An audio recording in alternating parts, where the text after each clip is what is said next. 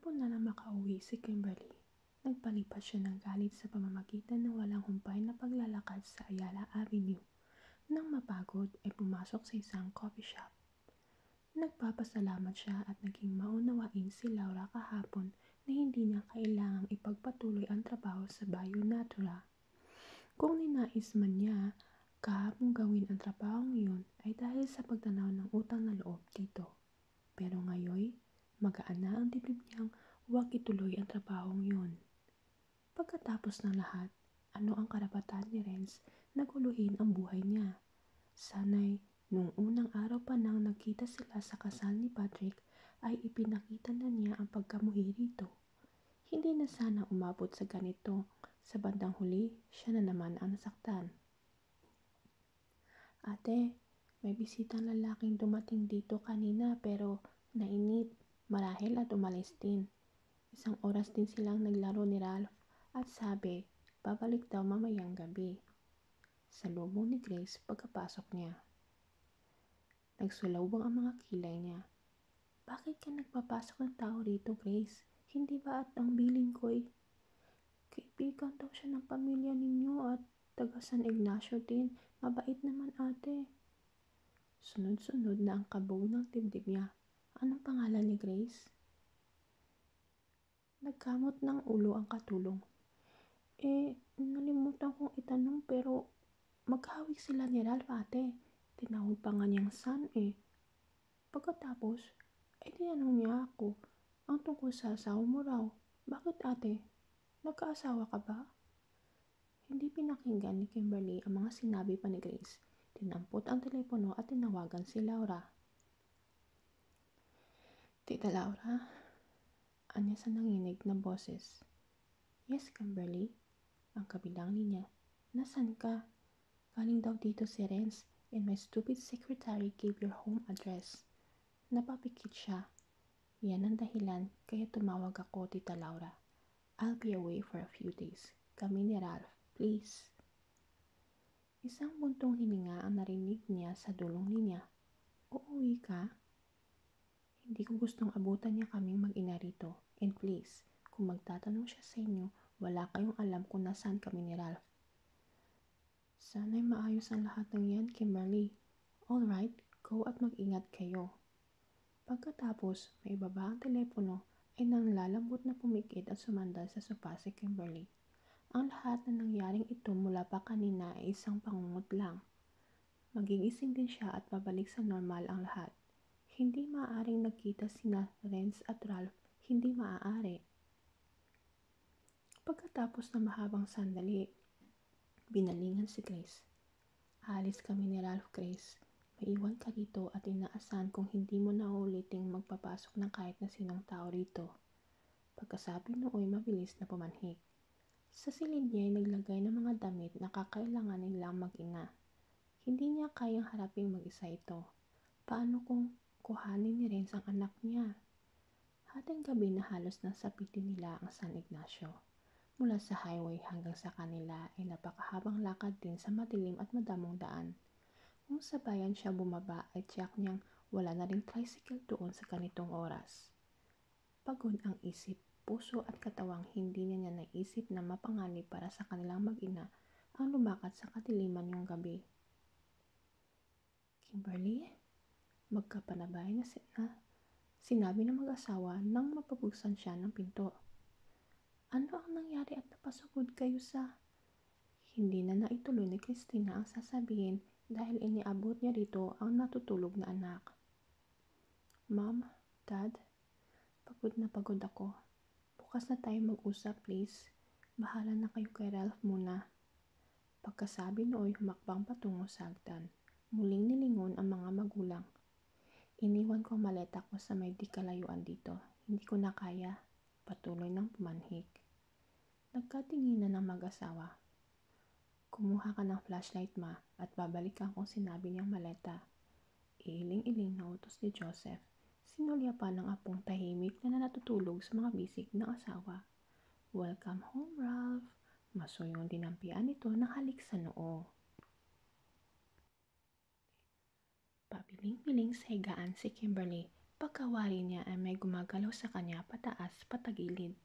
May humahaplos sa buhok niya, humahalik sa mukha niya, sa noo, sa ilong, at sa mga labi. It feels so heavenly. I love you, sweetheart, so very much. Hindi ko sinabi ang mga salitang yan sa kahit na kaninong babae. Ang sinasabi ng tinig sa panaginip niya. Patuloy ito sa pagyakap at pagdama sa katawan niya. It was a glorious feeling. Hindi niya gustong gumising. I love you too, Renz. Walang ibang lalaki. Ikaw lang. She was murmuring. Hindi niya maidilat ang mga mata niya. She's too tired and sleepy. Isa pa, talagang hindi niya gustong magmulat dahil baka maputol ang panaginip niya. I know that now. Patawarin mo ako sa mga kasalanan ko sa iyo. Ang boses uli. Sinusuklay ng kamay nito ang buhok niya at marahang hinahagod at pinipisil ang batok niya. She felt so relaxed at isiniksik ang sarili sa mainit na katawang yun. Pabiling-biling sa higaan si Kimberly. Sa pakiwarin niya ay may gumagalaw sa kanya patagas, patagilid. May humahaplos sa buhok niya, humahalik sa mukha niya, sa noo, sa ilong, at sa talabi at it felt so heavenly. I love you, sweetheart, so very much. Hindi ko sinabi mga salitang yan sa kahit na kaninong babae. Ang sinasabi ng tinig sa panaginip niya. Patuloy ito sa pagyakap at pagdama sa katawan niya. It was glorious feeling. Hindi niya gustong gumising. I love you too, Renz. Walang ibang lalaki. Ikaw lang. She was murmuring. Hindi niya maidilat ang mga mata niya. She's too tired and sleepy. Isa pa talagang hindi niya gustong magmulat dahil baka maputol ang panaginip niya. I know that now. Patawarin mo ako sa mga kasalanan ko sa iyo, ang boses uli. Sinusuklay ng kamay nito ang buhok niya at marahang hinahagod at pinipisil ang batok niya. She felt so relaxed at isiniksik ang sarili sa mainit na katawang yun. Inaantok pa siya pero naliligalig siya sa throbbing sound na narinig niya. Bakit ba parang may kumikiliti sa ilong niya at bakit parang may mabigat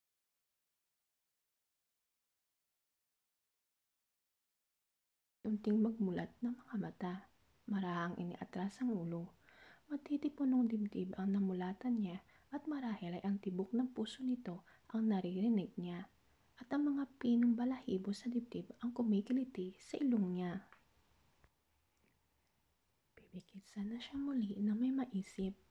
Balahibo sa kasabay ng pagbangon ay tumilising Kimberly.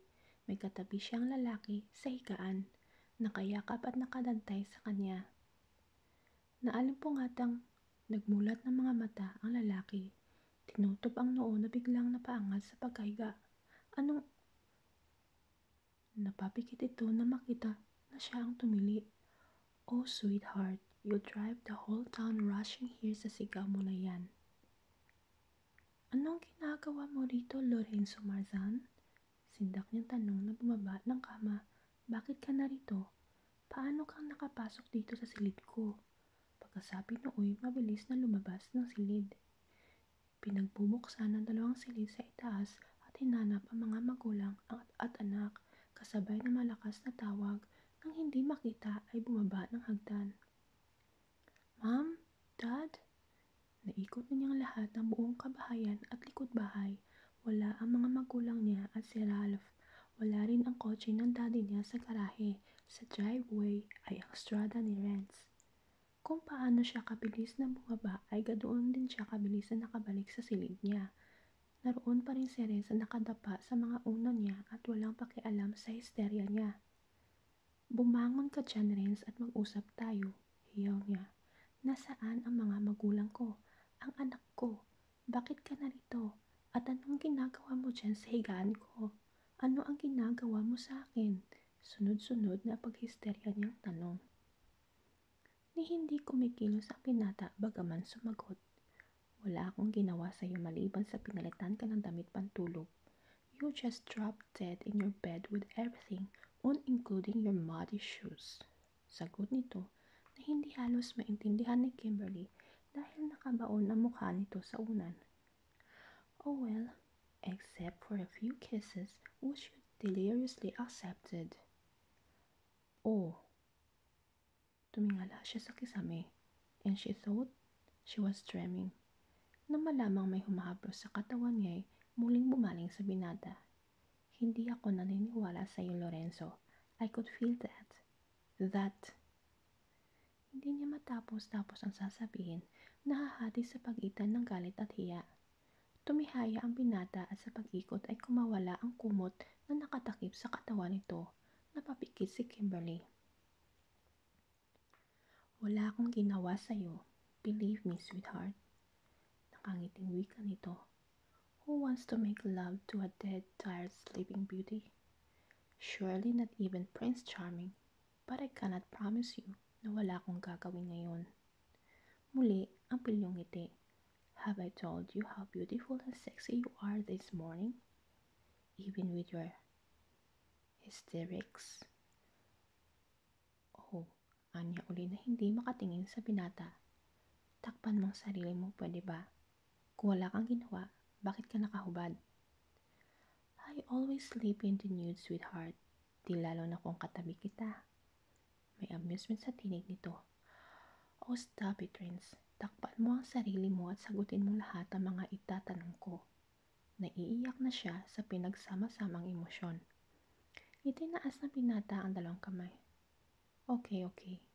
Kinuha ang kumot at itinabing sa ibabang bahagi ng katawan. I can't believe this. Nagkaanak na't lahat sa akin pero... O ayan, mapo ka rito at sasagutin ko lahat ang tanong mo. Hindi, mag-usap tayo ng ganito. Lumapit ka, Kimberly, o ako ang tatayo at bubuhatan kita papaksak dito sa kama. May threat ang tinig nito. Kagabi ko pa gustong magalit sa iyo dahil sa ginawa mong pagbabiyahe sa anak ko sa 10 oras ng gabi. Biglang tumalim ang mga mata ni Kimberly at tinampon ng isang unan sa kama at inihampas kay Renz. You beast! Ikaw pang may kanang magalit, ha? Walang tigil siya sa sunod-sunod na paghampas. Naiiyak siya sa galit. Hinawakan ni Renz sa mga braso niya at hinila pahiga sa kama and pinned her down. Shh! Bulong nito na ang mukha'y halos nakadikit na sa kanya. I drove like hell last night sa pagsisikap na abutin ko ang bus na sinasakyan ninyo ni Ralph. Nauna lang kayong makarating dito na mahigit sa kalahating oras. Bitiwan mo ko. Pilit siyang nagpupumiglas. Wala kang karapatang gawin sa akin to. Paano kang nakapanhig dito at nasaan ang mga tao sa bahay na ito? I'm telling you now and stop wriggling. I'm beginning to feel something else. Baka kung ano ang matapos natin gawin sa halip. Nangingiti nitong sinabi. Oh, pinanlakihan siya ng mga mata sa nararamdaman niya mula rito. Yes. Oh. So better behave and listen. You little adorable prude. You are not helping me a bit fighting for self-control if you keep on wriggling. Nag-iiba lang ang pakiramdam ko and I miss you so much, he said in a controlled and husky voice. Unti-unting huminto sa pagpupumiglas si Kimberly. Titig na titinig lamang sa binata. Kitang-kita niya sa mga mata nito ang intense desire. At tulad ng dati, she feared him that she trembles a little. Gusto man niyang magpumiglas ng todo at itulak ito ay alam niyang hindi niya kaya si Renz.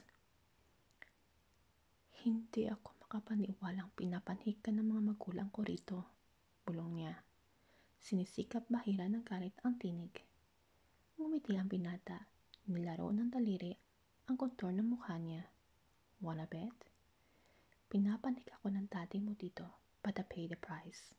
Nakikita mo ba tong pangingitim sa ibaba ng mata ko? Noon lamang napunan ni Kimberly ang pasa nito sa mukha. Nagsalubong ang mga kilay niya. Nakakita talaga ako ng dancing star, sweetheart. Natatawang wika nito. You deserve it. Inamin ko. Halos magmakawa akong pakinggan ng daddy mo magpaliwanag. Kung hindi dahil sa mami mo ay baka hanggang ngayon ay nasa loob pa rin ako ng pick-up. Nakahanda akong matulog at maghintay roon kagabi. Huminga ito ng malalim.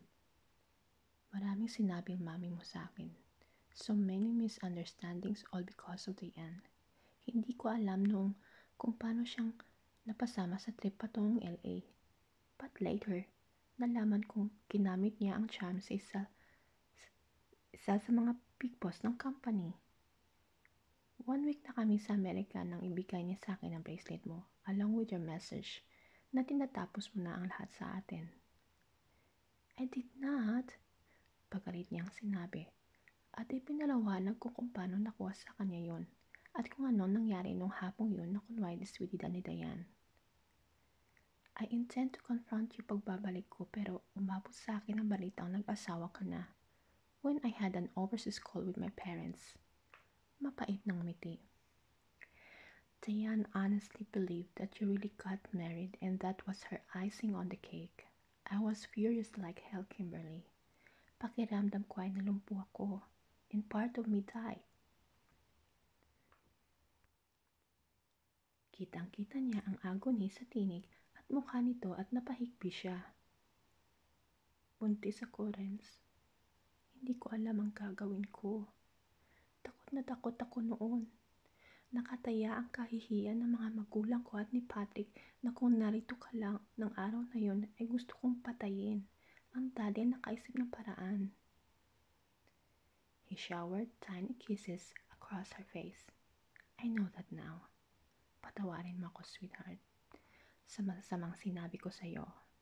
I was consumed with jealousy. Hindi ko kayang isiping may ibang lalaking umangkin sa'yo. At kung muli pa akong sinaktan ng daddy mo kagabi, ay tatanggapin kong lahat, makabayad mo lang ako sa lahat ng paghihirap na tiniis mo. Tinanggal ng thumb finger nito ang luha sa mga mata niya. Ang hindi ko maintindihan ay kung bakit pinaniwalaan mo si Diane na magpapakasal kami sa Amerika. Marahang gumawala si Kimberly. Inabot ang drawer at binuksan yun. Kinuha mula sa jewelry box ang sulat. Ibinigay sa binata na agad binasa. Isang pagkakamali. Ito, Kimberly. Hindi ko sinulat to. That was your handwriting. Nalilitong sabi niya. Umiling si Renz. Hindi. At kung sino man ang binayaran ni Diane na gumawa nito, really did a good job. Maliban sa mumuting strokes, ay mapagkakamalan at talagang sulat kamay ko ito. Except for 2 important things that you miserably failed to notice, my sweetheart. Masuyong tinitigan siya ni Renz. Kinabig at muli siyang inihiga sa kama. What 2 things? Hindi ko kailanman ginamit ang pangalan mo sa pagbungad sa lahat ng mga written communications ko sa'yo. Isn't always, sweetheart. Pangalawa ay ang pangalan ko. Yes, buong nakapirma ang Renz. Agad siyang bumangon at kinuha ang papel, marahas na nilamukos at inahagis. Lagi na ay R lang ang nakapirma sa akin, diba? He whispered so softly, sabay muling kabig sa kanya, wrapping her in his arms. Bakit hindi ko napuna yun? Bakit? Niyakap siya ni Renz at pinipilit itago ang paghikbi. Hush! Hinagkan siya nito sa buhok. Kung paanong hindi ko rin naisip na hindi ka na magpapadala ng mensahe sa ibang tao. Maraming panahong nasayang, sweetheart, but we have a lifetime to compensate it. Itutuwid nating lahat ang pagkakamaling na ipaniwala sa marami sa bayang ito. Bakit pinayagan ka ng mami at daddy na dito matulog sa silid ko? At nasaan sila? Anya na kumawala sa pagkakayakap nito. Because I promised them that we will be married very soon. At mamayang gabi ay pupunta rito ang mama at papa upang mapag-usapan ang tungkol sa kasal natin. Paano nalaman ng mga magulang mo? Pagkaalis ko kahapon sa bahay mo ay tinawagan ko ng long distance sa mga magulang ko and explained everything from A to Z. Believe me, sweetheart, kung paano hindi maging madali sa daddy at mami mo ay ganoon din sa kanila. We were burning lines at galit na galit sila sa akin dahil ginawan daw kita ng pinsala. Natatawang paliwanag nito. Anong sabi nila? Sa kailaliman ng kanyang puso ay nag-umapaw ang galak. Hindi ako patatawarin kung sa araw mismong ito ay hindi ko madadala roon ng apo nila. Kaya may palagay akong umuwi rito ang mami at daddy na hindi dala si Ralph. Hindi papayag ang mama at papa na hindi maiwan sa bahay ang apo nila. Orange. Sweetheart, I have loved you long enough na hindi ko alam kung meron pang ibang damdamin hihigit pa o roon. Ikaw ang pag-ibig ko, ang aking magandang pag-ibig. Nang mawala ka, may bahagi ng katawan kong nawala. Now you have made me whole again. Binaon nito ang mukha nito sa buhok ni Kimberly and whispered words of love. Ako man, Rins, ako man. I can never be whole without you. You are part of me, as I am part of you. Gusto niyang isatinig pero hindi niya kailangang ng salita sa mga sandaling yon. Sa labas ng bintana ay ang huni ng mga nag-aawitang ibon. Ang hangin ay mabining dumadampi sa talulot ng mga bagong bukang rosa sa hardin. Nakangiti ang araw na nagbabadya ng simula ng isang magandang umaga. Nang ihayag ang pagpapakasal ni Renz at Kimberly at nang makita ng mga taga San Ignacio si Ralph ay marami ang nagtaka, nagsalubong ang mga kilay at naghanap ng paliwanag. Mula sa bibig ng ilang matatalik na kaibigan ay maraming tanong ang nasagot at lahat ay nakigalak at nakisaya sa araw ng kasal ng dalawa, with Ralph as the center of attraction. Hanggang dito na lang po ang kwento ni Kimberly. Sana ay magustuhan nyo and stay tuned sa susunod na love stories. Maraming salamat!